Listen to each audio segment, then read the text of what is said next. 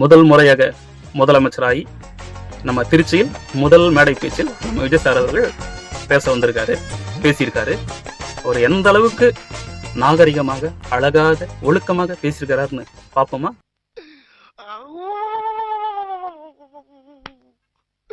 இன்னைக்கு என்னெல்லாம் பண்ண போறாரோ பாருங்க. அது என்ன அப்புறம் அரசியல் புரிதல் இல்லாம மக்கள் நமக்கு ஓட்டு போட்டுட்டாங்களா? அதுல என்ன சந்தேகம் மிஸ்டர் விஜய் அவர்களே? சரி, அரசியல் புரிதல் இல்லாம தான் உங்களுக்கு இவ்வளவு மக்கள் வாக்களித்தார்கள் என்பது 100% உண்மை. திரைப்படம் பிம்பத்தை தவிர உங்களிடத்துல வேற என்ன இருக்கு? எந்த புரிதல உங்களுக்கு மக்கள் வாக்களித்தார்கள்? கொரோனாவில் மக்களுக்காக இறங்கி கஷ்டப்பட்டீங்களா? மழை வெள்ளத்தில் மக்களுக்காக இறங்கி கஷ்டப்பட்டீங்களா? இல்ல மக்கள் அரசியல் களத்துல பிரச்சனைகளை சந்திக்கும் போது அவர்களுக்காக இறங்கி கஷ்டப்பட்டு எதிர்கட்சிகளோடு சண்டையிட்டு ஏதேனும் ஜெயிலுக்கு நிறைய முறை போயிட்டு ஏதாவது வந்து கஷ்டப்பட்டீங்களா? எந்த அடிப்படையில் மக்கள் உங்களுக்கு வாக்களித்தார்கள்?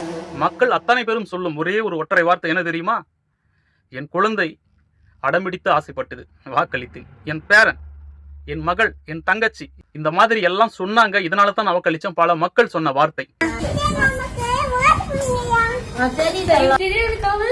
விஜய் மாமாக்கு ஓட்டு போட்டுருங்க ப்ளீஸ். அதுக்கு எதுக்கு நடுவர லூஸ்? நீங்க யார் ஓட்டு போடுவீங்க? முகஸ்டாலின்கா. சொல்றேன். சரி, பையன் ஆசை நிறைவேற்றீங்களா இல்ல நீங்களே உங்க ஆசையை நிறைவேற்றுவீங்களா? பார்க்கலாம், இந்த தடவை அவருக்கு போட்டு பார்க்கலாம். யாருக்கு? டிவிக்கு.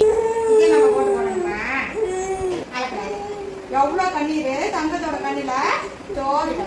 சரி அம்மா, விஜய் மாமா போட்டு போடுறேன். வீட்டுல சின்ன பசங்க சொல்றத கேட்டு இல்ல விஜய் வந்தா நமக்கு நல்லது பண்ணுவாரு அப்படின்னு ஓட்டு போட்டிருக்காங்க. இதில் அரசியல் புரிதல் இருக்கா? சொல்லுங்க மிஸ்டர் விஜய் அவர்களே. சொல்லு, நீ தான் தைரியமான ஆளத்தை சொல்லு. அப்புறம் என்ன சொன்னீங்க? இந்த கவர்ச்சியில மயங்கி மக்கள் நமக்கு ஓட்டு போட்டுட்டாங்க. கவர்ச்சி. ஒரு திரைப்பட நடிகர் அப்படின்னு சொன்னா கவர்ச்சின்னு தானே சொல்ல முடியும். அப்படி இல்லைன்னா கர்ம வீரர் காமராசர், கக்கன், கப்பலோட்டிய வ.உ.சி. சிதம்பரனார், அண்ணல் அம்பேத்கர், வீரபாண்டிய கட்டபொம்மன், ஜவஹர்லால் நேரு, மகாத்மா காந்தி, சர்தார் வல்லபாய் பட்டேல், நேரு, சுபாஷ் சந்திர போஸ், இவங்க எல்லாரையும் சினிமா கவர்ச்சியில் வந்த கூத்தாடிகள்னு சொல்லிட்டு உங்களை வேணா தமிழ்நாட்டுக்கு வேர்வு சிந்திய ரத்தம் சிந்திய புரட்சியாளன் அப்படின்னு சொல்லி வேணா சொல்லிடுவா மிஸ்டர் ஜோசப் விஜய் அவர்களே.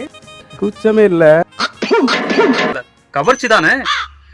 படத்துல எத்தனை ஐட்டம் சாங் வச்சு எத்தனை ஹீரோயின்களோட டபுள் மீனிங்ல பாட்டை வச்சு பாத்ரூம்ல ஹீரோயினுக்கு சோப்பு போடுறதா நினைச்சு மாமியாருக்கெல்லாம் சோப்பு போட்டு விட்டுக்கிட்டு அப்புறம் ஐட்டம் சாங் எல்லாம் பாடிக்கிட்டு கட்டி புடிடான்னு சொல்லி ஒரு சாங்கை வச்சு எந்த இடத்தில் சுகமிக அதிகம் கண்டுபிடித்தேன் அந்த இடத்தில் நண்டு பிடிப்பேன், இந்த மாதிரி எல்லாம் வந்து இரட்டை வார்த்தை பாடலெல்லாம் பாடிட்டு வந்த நீங்க கவர்ச்சியா இல்ல தமிழ்நாட்டுக்கு புரட்சியா?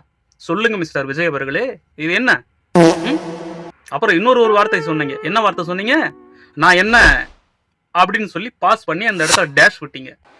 இந்த கவர்ச்சியில மயங்கி மக்கள் நமக்கு ஓட்டு போட்டுட்டாங்க. நான் என்ன சரி விடுங்க. இந்த டேஷ் விட்ட இடத்துல என்ன ஃபில் பண்றது மிஸ்டர் விஜய் அவர்களே? சொல்லுங்க. நான் என்ன கவர்ச்சி நடிகை சிலுக்கு சுமித்ராவா அப்படின்னு நம்ம ஃபில் பண்ணிக்கலாமா? இல்ல ஐட்டம் சாங்க்கு டான்ஸ் ஆடுற நமிதாவா அப்படின்னு சொல்லி ஃபில் பண்ணிக்கலாமா? இல்ல அந்த மாதிரி கூட இல்லாம இந்த 8க்கும் 10க்கும் நடுவில் ஒரு நம்பர் வருமே, அந்த நம்பராக நான் மாறதுக்காக நான் என்ன பாம்பே போய் கவர்ச்சியா மாறிட்டு வந்துட்டேனா அப்படின்னு சொல்ல வந்தீங்களா? அந்த இடத்துல எப்படி ஃபில்அப் பண்ணிக்கிறது மிஸ்டர் விஜய் அவர்களே?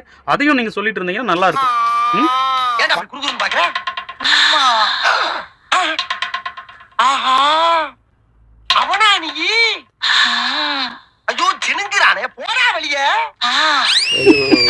பைத்தியக்கார பையிலிட்டு அந்த நாடு மக்களும் மாட்டிட்டு படுற பாடு ரொம்ப திட்டவும் முடியல. நான் என்ன கவர்ச்சி காட்டுறதுக்கு? இதெல்லாம் என்ன பேச்சு அவருக்கு? இதுவாவது பரவாயில்ல, அவர் இன்னொரு வார்த்தை ஒண்ணு பேசினார் பாருங்க. தற்குறி நல்லா வருது வேணான்னு பாக்குறேன். பாத்தீங்களா? நல்லா வந்துரும். சிஎம் சார், பொது இடங்கள்ல பேசும்போது அழகா பேசுங்க. வாயில வந்து மூக்குல வந்து சொல்லாதீங்க. அத பாக்குற சின்ன பசங்க நாங்களும் கத்துப்போம். ஓகேவா? நல்லா வருது வேணான்னு பாக்குறேன். நல்லா வருமா? நாங்க பேச ஆரம்பிச்சுன்னு வச்சுக்க, நல்லவெல்லாம் வராது. கோவமே கொப்பளிச்சு வாந்தி எடுத்துரும். அந்த அளவுக்கு நாங்கெல்லாம் பேசுவோம். ஆனா அது ஒரு சாதனையா? அது நாகரிகம் ஆகுமா? மனித மலங்களை தின்று வாழும் தெரு நாய்களுக்கு கூட கோபம் வரும். அது ஒன்றும் பெரிய சாதனை கிடையாது மிஸ்டர் ஜோசப் விஜய் அவர்களே. உங்களுக்கு நான் ஒரு குட்டி கதை சொல்லவா? உளியின் குத்தலை தாங்கிக் கொள்ள முடியாத கல் கடைசியில் காலில் மட்டுமே மிதிப்படும். ஆனால் உளியின் குத்தலை தாங்கிய கல் மட்டும்தான் சிலையாக மாறி கருவறைக்குள் கடவுள் என்று கையெடுத்து கும்பிட்டு வணங்கப்படும். ஒரு அரசியல் தலைவன் கூட அப்படித்தான் வரும் விமர்சனங்களை உரமாக வாங்கி கொண்டு தன் திட்டத்தை செயல்முறையில் தரத்தை காட்ட வேண்டுமே தவிர உங்களுடைய கையாளாகாத தனத்திற்கு காரணம் காட்ட முன்னாள் முதலமைச்சர் மு.க. ஸ்டாலின் காலணியை முகர்ந்து விட்டு காரணம் சொல்லி கொண்டிருந்தால் அது தமிழ்நாட்டிற்கு வளர்ச்சியாகாது மிஸ்டர் ஜோசப் விஜய் அவர்களே. காலப்போக்கில் அது வீழ்ச்சியாக மாறிவிடும் என்பதை மறந்து விடாதீர்கள்.